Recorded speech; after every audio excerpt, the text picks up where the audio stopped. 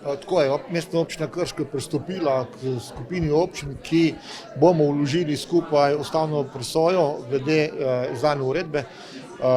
Zdaj konkretno govorimo o 40% manj sredstev iz tega naslova, iz te koncesije. Zdaj verjamem, da zato ne bo trpel noben projekt, da bomo lahko uspeli zagotoviti izvajanje vseh projektov znotraj prerazporeditev. Kakorkoli že, pa računamo, da bo ustavno sodišče presodilo tako, da neka pravica, ki je bila nekomu dana, ne moremo vzeti enostransko. Vsaka šola nekaj stane, tudi ta, tako da, kar se tega tiče, bomo z večjo pozornostjo spremljali oziroma delovali na tem področju.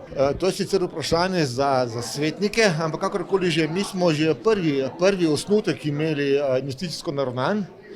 Šlo je pa v bistvu za posamezne detajle glede prerazporeditev posameznih sredstev, kje vzeti, kam dati. Mislim, da ni bilo to usodno. V končni fazi smo mi gasilcem zagotovili oziroma zagotavljali, če se spomnite, z amandmajem na amandma iz drugega vira. Tako da ne moremo reči, da je bil potem to usoden korak, in tudi ta svetnik, ki je v tem predlagal ta amandma, tega proračuna potem tudi ni potrdil. Skratka, o usodnosti tega dela ne moremo govoriti.